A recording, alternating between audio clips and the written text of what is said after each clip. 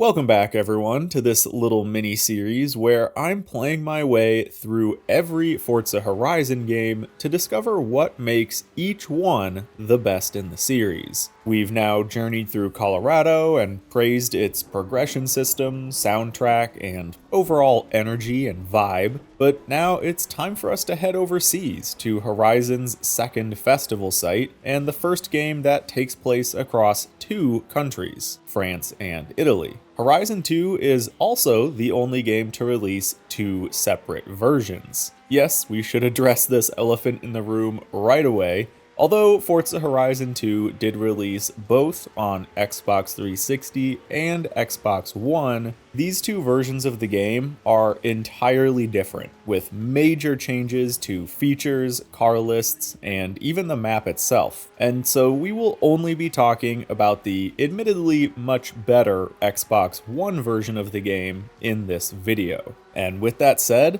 I think the first thing I want to address about Horizon 2 is just how much of a massive generational leap this game was. It is, in my opinion anyway, by far the biggest step forward for the series, and almost makes Horizon 1 look like a tech demo. It's not just the in-game graphics that have gotten an overhaul, the gameplay itself has gotten a big shakeup, and the entire UI has been completely revamped, ditching the edgy Codemasters influence for a much more clean and modern aesthetic that's still familiar today. Forza Horizon 1 may have been the start of the series, but it's Horizon 2 that defined it. And of course, with the power of the next generation of consoles, Horizon 2 does look absolutely gorgeous while driving. This game is nearly a decade old at this point, and it still could probably pass for a brand new release today with just a simple resolution and frame rate bump. I mean, you have to give the team props for managing to make this 10-year-old game look this pretty and well detailed on a relatively new console at the time. I love seeing these beautiful, tight city streets just open up into a vibrant countryside. This region of Southern Europe is one of the most beautiful travel destinations in the world, so the team was definitely working with some great source material, but Horizon 2 has really managed to bring out some of the best of it and capture that warm, idyllic countryside and serene coastal town energy brilliantly. The main city of Nice is easily one of my favorite cities across all the games, with these drop-dead gorgeous coastal roads that wind uphill into the city proper. It's just such a relaxing place to drive through, and this carries through the whole map, which is dotted with small, quaint villages, wineries, and historical monuments, among other memorable landmarks. And that's actually something I want to bring up here. Horizon 2 was a game to make memories in. There are so many little spots around the map that just immediately flood my mind when I think about the game, whether it be racing an Italian sports car through Castelletto, drifting at the port with some buddies, or just casually cruising along the highway and taking in the views. I said in my Horizon 1 video that its version of Colorado felt sort of like a home away from home to me, but Horizon 2 feels like a dream vacation. It has so many of these memorable locations and such a warm, carefree energy to the whole experience that kind of defined the direction of the series for future games. This energy carries through in the gameplay as well. Horizon 1's festival was focused around competition, where you're just a local nobody who needs to earn their keep by taking down rivals. But Horizon 2 focuses instead on the fun of the festival and taking a road trip through France and Italy. Instead of really battling bosses to rise in ranks, you're traveling in convoys to different regions of the world to then spend some time there racing before continuing on to your next destination. Obviously, Horizon 1's progression gets a lot of praise, but I really think that Horizon 2's campaign doesn't get the credit it deserves. This is a great system, that straddles the line between freedom and focus beautifully. And I love how much it does make you focus on the world as a living, breathing part of the game. You travel in real time in the open world from one location to the next, which gives you that good sense of scale and lets you see the environment transition to often completely different scenery. And then all the racing takes place around that new central location, which really helps you get familiar with the road network and finer details of that region. The gameplay does a great job of showcasing the map, and the map is a great playground for the gameplay. It just clicks together so well. To briefly walk through the actual campaign structure for anyone who might not have played it in a while or haven't played it at all, here's how it works. You start off actually fairly similar to Horizon 1, with a big opening sequence that sets the tone right away, and then you have to compete in the Horizon Heats, where you'll earn your spot in the festival and get your first wristband. But then, unlike Horizon 1, that whole wristband stuff kinda takes a back seat pretty quickly when you earn access to the first of many road trips, where you'll travel to one of the major destination sites around the map, like Castelletto or Cisterone. You're then asked to pick between a handful of championships that are available at that new location, each with a different car theme. And once you've picked which championship you want to compete in, you can then buy a car that fits that championship's requirements. And once you've done that, you take off on a road trip across the game's world. These are time limited, but you're given plenty of time. The goal isn't really to rush here, you're just cruising with the AI drivatars, who are often driving similarly themed cars, all the way to your next destination. Once you arrive, the championship events unlock around the area, and your goal is to complete the handful of races needed to beat the championship. Like any modern Horizon championship, your score tallies up across each race in the event, so this isn't necessarily about winning every race, it's about completing the championship as a whole. And once you do, you're given a nice little reward and sent off to the next destination. And then it's more or less rinse and repeat with some milestones in between until the Horizon finale. Horizon 2's big final race around the entire map. This can all be completed within maybe 10 to 20 hours, depending on how casually you play, and once you've taken on the Horizon finale, you are officially into the Endgame. But the game is far from finished here, because even though you only need to complete, I believe, 15 championships to beat the story, there are a whopping 168 available championships in Horizon 2, meaning that completionists will likely be spending well over 100 hours in this game to finish everything. Of course, though, that's all entirely optional, but I do like that the game gives you plenty of direction even after you've beaten the story. The main campaign experience itself, though, is again really good, and I do think deserves more credit.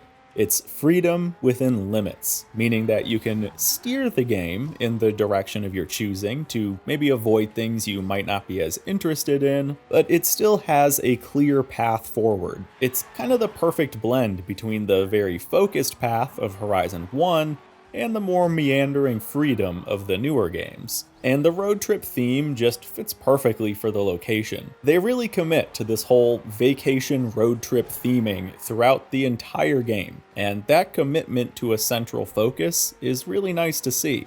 Now, I haven't really brought this up yet, but Horizon 2 offers players another big element of freedom in the map itself. You've probably already seen it in some of the gameplay. Horizon 2 is the first game to let the player go truly off-road. This is something that often gets fairly overlooked. Even though the total map size in square miles or kilometers isn't that much bigger than Horizon 1, the actual playable size has skyrocketed because all this open space is now drivable. This was such a great feeling for first-time players, and is yet another feature that we take for granted now in the modern Horizon era. And speaking of features that we take for granted now, Horizon 2 introduced tuning to the Horizon series. I think that they pulled this out of Horizon 1 just to simplify the game a bit and slide the scale more towards arcade, but Playground saw what players wanted and reintroduced Motorsport's tuning system into FH2,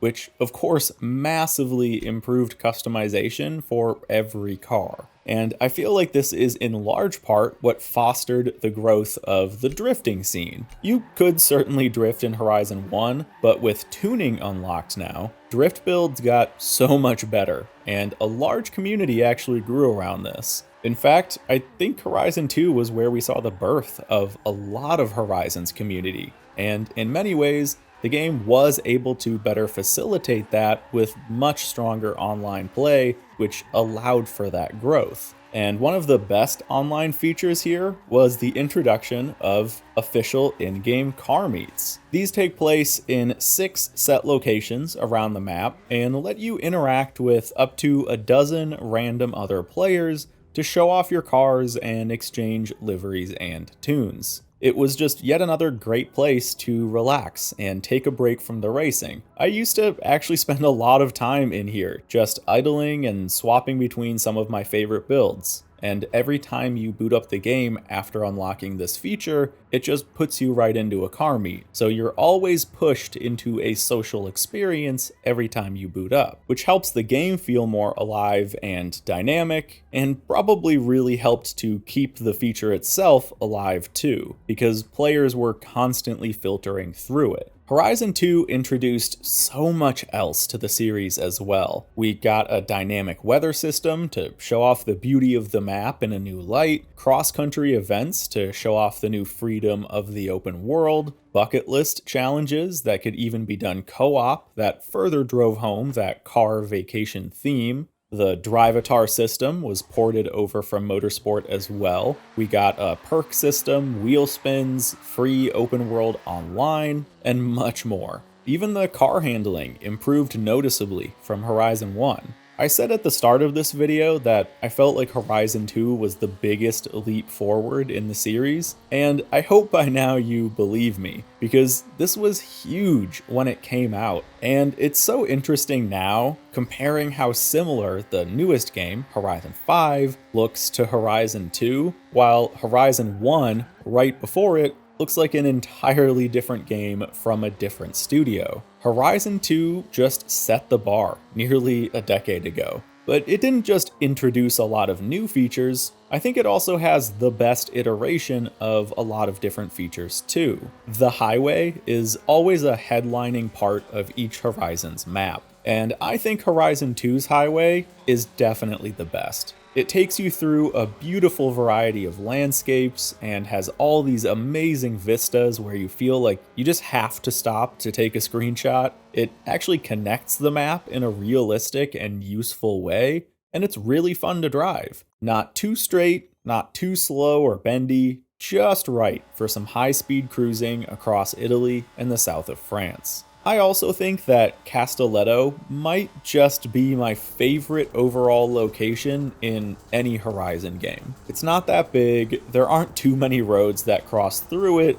but I mean, the Amalfi Coast, which this area clearly takes inspiration from, is one of the most beautiful places in the world, and at least some of that is absolutely captured here in the game. I will admit that I think other games in the series have better roads as a whole, but to me, Horizon 2 has the map with the best scenery. Horizon 2 also has, in my opinion, the most on-theme radio stations. I know this may be a weird thing to praise, and we haven't really talked about Horizon 2's music at all yet, but even though Horizon 1 matched my own music taste better than I think any of the other games have, Horizon 2 matches what I feel like I would hear in this environment if I turned on the radio. The radio DJs are great. I mean, Giovanni Lombardi from Radio Levante actually speaks Italian, and then you've got this amazing indie alternative mix station with innovative leisure that somehow just fits so well in the space. Horizon 2's radio stations are just yet another indicator of the clear, focused direction of the game, where every choice is intentional and works to further drive home the vacation road trip festival that is Forza Horizon 2. This is a game that shows progress and a clear vision forward